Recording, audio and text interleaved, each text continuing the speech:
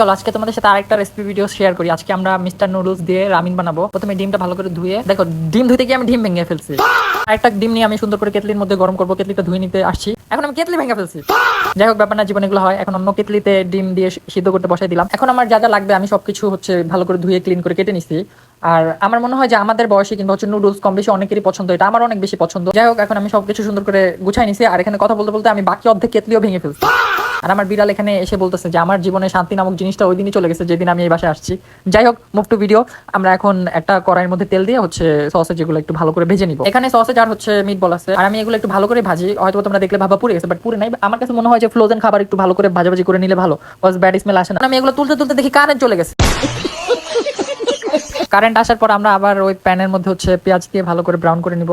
আর এখানে আমি ম্যাজিক মশলা আর হচ্ছে সস দিচ্ছিলাম আর ভালো করে মশলাগুলো ভাজতেছিলাম। আমার এই নুডলসের মশলার ফ্লেভারটা ভালো লাগে না, তার জন্য আমি সবসময় ম্যাজিক মশলাটা ইউজ করি। আমি এখানে 3টা নুডলস একসাথে ভেজে নিতেছিলাম, তাহলে টেস্ট অনেক ভালো আসে। পরে পানি দেওয়ার পর হুট করে মনে পড়ছে ও আমি তো মরিচই দিইনি, পরে মরিচের গুঁড়া দিলাম।